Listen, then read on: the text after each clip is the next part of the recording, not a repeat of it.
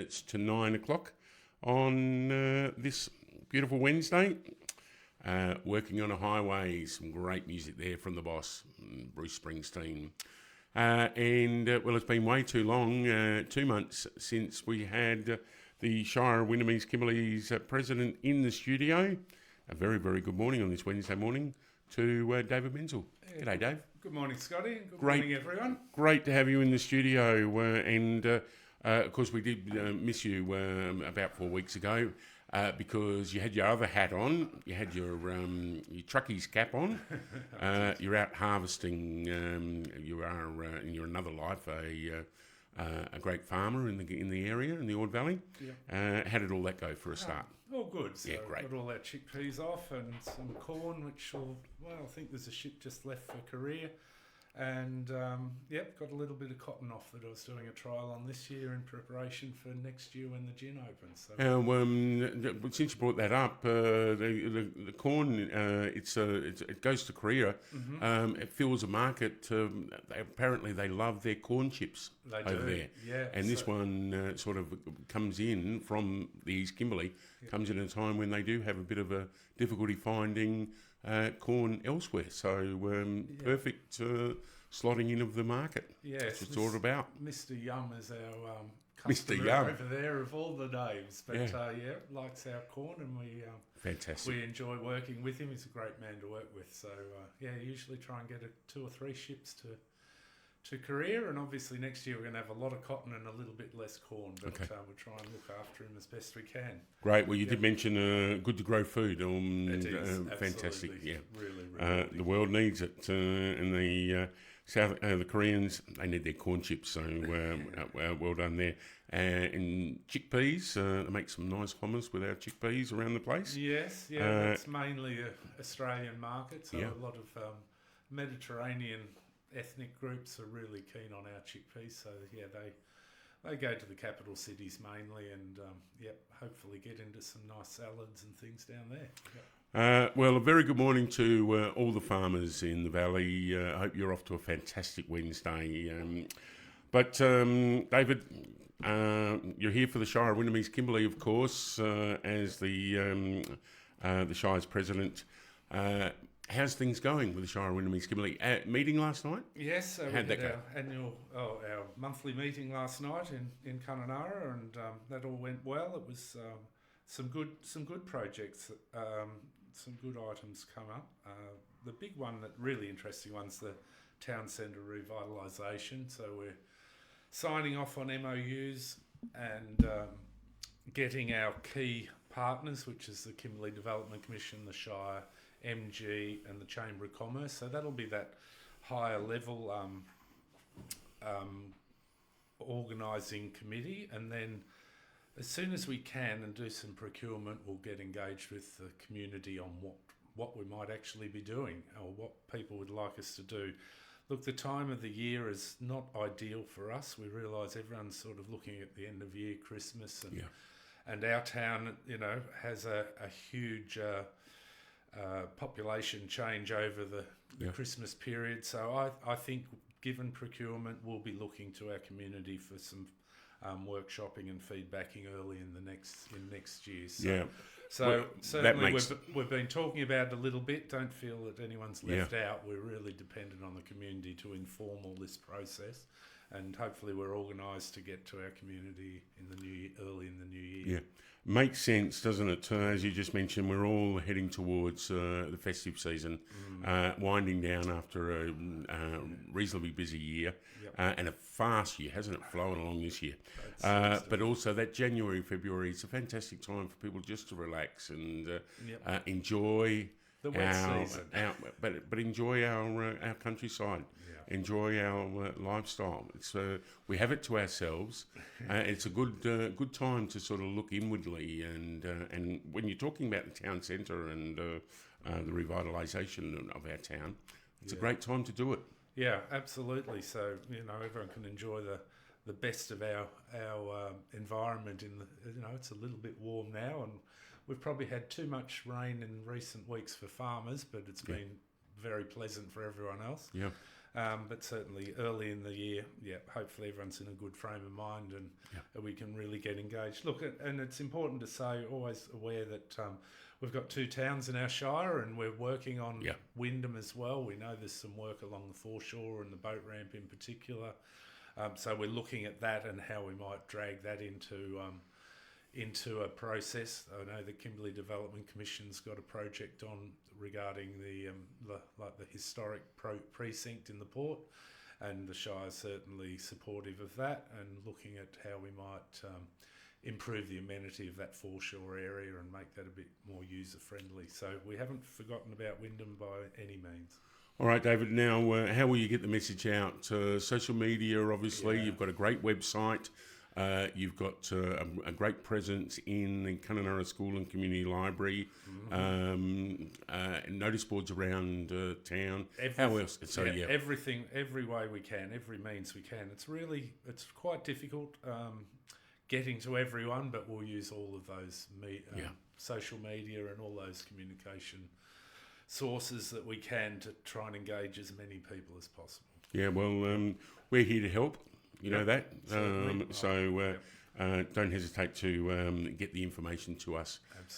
Community notice board and all that sort of stuff. We will definitely help promote that. It is important. Look, it is really important, and Warrangarry plays a really important communications role in our town, and we're very fortunate we've got the ABC as well. Absolutely. Just to mention them, and I've met their new reporter last night at the meeting, so we'll be certainly engaged with everyone. Yep. Yeah, brilliant. Brilliant. Also, was it discussed last night, bushfire management plan? Yes, so our rangers have done a great job putting a bushfire management plan together, and look, it's in some ways it's about how we manage bushfires. In some ways it's about how we have a plan together that allows us to access some funding to do some work about maintaining and protecting our environment. But the really interesting point was that we talk about bushfires. Somewhere between 80 and 90% of our bushfires are deliberately lit. Yeah. So, we've fundamentally got an issue with our own community that we need to deal with there. This is not going to particularly address that, but it will allow us to access funding through the emergency services levy and get some of that money back into our community to do works around bushfire management. So great job done by our rangers there. So that was passed through council last night. And the other, probably then the next more interesting, partly interesting one for some, those with cars anyway, parking signage review. We put that through council last night. There's and again, the rangers have got responsibility of managing the parking around the town. Parking meters look like they're a fair way off. No, we're just joking. We're not going down that path. In fact, if anyone ever bothers to try and read our parking signage around town, you'll realise most of it's faded. There's all those time-limited parking. The case was put by the rangers that, basically you can't read the signs, no one reads the signs. So the move is towards remarking yellow lines, which will delineate where you can and can't park, or where you can't park in particular.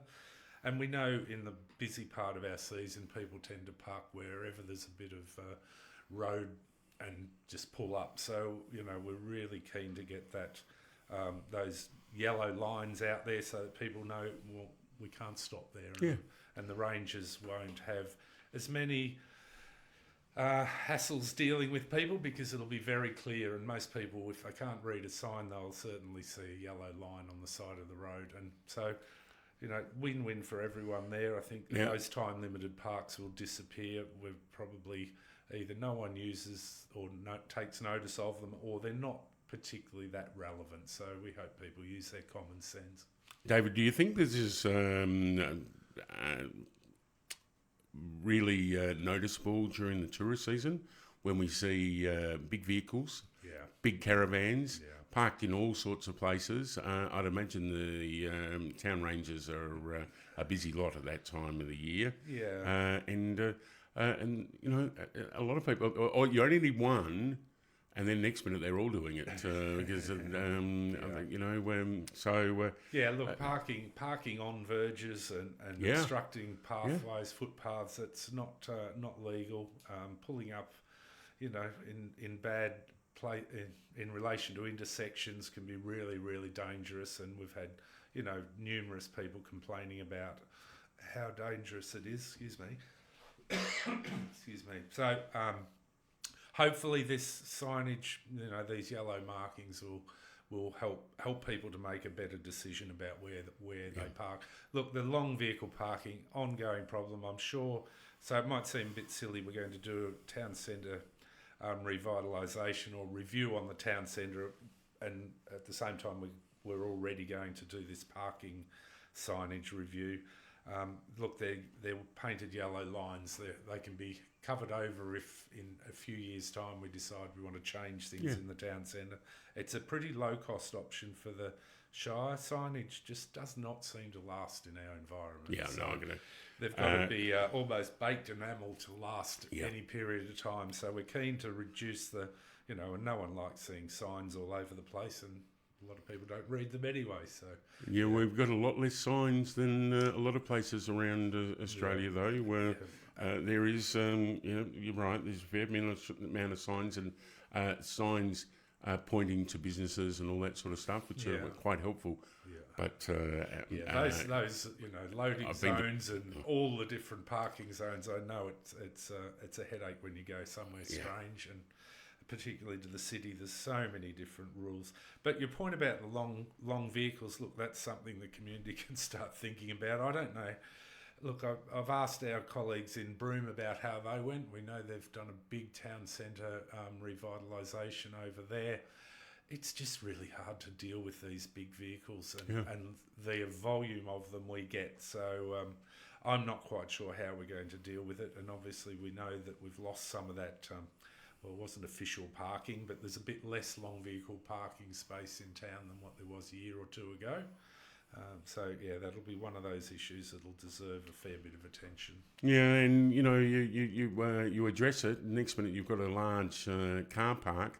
There's going to be people who are going to whinge about those sort of things. Yeah. So it is going to be a balancing act, and good luck with all that sort of stuff. Thank you. I'm sure we won't keep everyone happy, but hopefully we can improve the safety around our town centre. Now, talking of safety and vehicles and things like that, any comments by the Shire regarding the diversion dam? It's one of those things we've known for a long time, and Main Roads, to their credit, have done a lot of work on an alternate heavy vehicle route around the town to get to get vehicles off the diversion dam. There's a huge amount of money needed to carry out that project, a bridge over the river for one. It's a really difficult one at a local government level. I'm not certain that I want to be advocating to spend $400 million on a new bridge. It might mean that we have to miss out on a few other things. Yeah. But there will be a point in time where I believe Watercorp will decide that it's either too dangerous or the bridge is not suitable to be used as Highway 1, and I think that decision's getting closer. But we're talking to Main Roads. In the next 10 years, there's not a slot for the bridge to be built, but I believe there'll just be a time when a decision's made. And hopefully we know they've got most of their geotech work done. They've got a route. Hopefully their approvals are in place. So when the decision's made, a bit like the Fitzroy Bridge, when you need to do it, you can do it fairly in a timely manner. Look, it's inconvenient for sure, and obviously I wasn't on the bridge at the time, but we believe a lightning strike, but not really being confirmed with me. And we've got quite a population of locals that live on the other side of the river. Certainly do. So I'm not sure that Ivanhoe Crossing stands up as a long-term solution. No. So we're monitoring it, but we're not particularly the people in control of when that's going to be built. Yeah. Watch this space. I would doubt that the Shire would have to chip in some money for any of that. No. I think I think the reality is if a region gets a huge spend of money from the federal government, they probably look and say, "Well, you've had your share. We won't give you any for anything else." And look, I'm really keen. Well, all the Shires were really keen and happy that the Tanami project's going. That's a huge project, and probably not a huge amount more than a bypass for Kununurra. So that really is a real enabler of a lot of business and a lot of access issues that we've faced. So we're really keen to make sure that keeps going, and it is. And there's other things. So, for instance, our runway, we think that's a really important facility for the town. So we're really focused on those livability issues, and you can argue the same thing with the bridge, but the bridge is not our decision ultimately, and again will come at a cost to other projects. On the runway, I'm good. I'm glad you brought that. I was just going to say. Checked in with the CEO at the meeting last night, and we have the paperwork in front of us, so they're busy filling out that deed for the grant money. So hopefully in the next day or two, that will be our end of that will be signed off. It'll return to Perth, and that money will be locked in then. So that's really important. And again, probably a start early in the dry season next year. So. Have I heard that even airlines are lining up, looking forward to the date? Oh, gee, I hope so, but I haven't heard that. We're certainly, I know our airport we'll welcome managers, to Kununurra. I know our airport manager's very keen. Yeah, Rumour control. Rumour mill's good in Kununurra. Oh, absolutely. But look, I hope that we can find at least someone that might utilise the longer runway, but even for our normal Perth route to be able to get a bigger plane off the ground, and I know we're using that smaller 737-700, so they can load that one full, but they could also swap that out with the 737-800, which has those extra 30 seats, and it gives them a few more options on freight as well. So even for our Perth Kununurra route, I think it'll be a huge benefit, but we'll certainly be keen to talk to anyone, and we will be chasing them to see if there's anyone that wants to connect us to the rest of the country as well. Well, Dave, I hope that you're there cutting the ribbon out on the runway because it has been a long journey. Yeah, look, it has. And I think the work we saw, and I think we're locked in our contractors still, but the work that was done with the new apron and taxiways last year, the quality of that work is just so super high standard. So we're really looking forward to getting the next stage done. Yeah. And also discussions, revisiting playgrounds around the area. How's all that going? Yeah, progressing. I'm not sure on the timeline for the nature playground at Celebrity Tree Park. I think given the time of year we are, that looks to me like it'd be after the wet season. But I'm not up to date on that one. But I didn't foresee any problems there, so I hadn't been chasing that one. But yeah, that's definitely coming. Yeah. All right, we're only a couple of minutes away from going to the 9 o'clock news. Anything else that you'd like to focus on? One from the meeting or things coming up? No, that was pretty much it. I think we had. I was down in Perth for the local government week or local government annual conference. So Vernon and I were down there, and we also had a Kimberley regional group meeting with our other shires while we were down there. Northwest Defence Alliance, which I think I might have talked about. Yeah, you have. So all the Pilbara Shires and the Kimberley Shires, we were together. So we hold an annual meeting on that and progress, trying to engage with Defence Forces to remember we're here and maybe put some resources into our communities in the Pilbara and Kimberley. So yeah, all that sort of work keeps going in the background. I was led to believe the exercise Come and Do was very, very successful. The partnership between OVARS and the Royal Australian Air Force, and of course the planes flying around town as a sign off of that. Absolutely. So maybe we'll see that sort of thing in the future. Yep. I'm sure the Tanami Road is going to contribute to that as well. We've been able to get up to the northwest a lot quicker. Yeah, absolutely. And I think that's one of the things of learning that, it's all good to have everyone based everywhere else around the country and mobilise really quickly, but really quickly can be really tricky. So, lots of lessons being learned and, we'll keep engaging with them. Yeah, well, it sounds like you have been doing that, and I think that's great. Beneficial for our shires in the Kimberley and also the Pilbara, and that's very, very important. And it's really rewarding to work together with all the shires and pushing for a common cause. So it's really rewarding exercise. Yep. Great.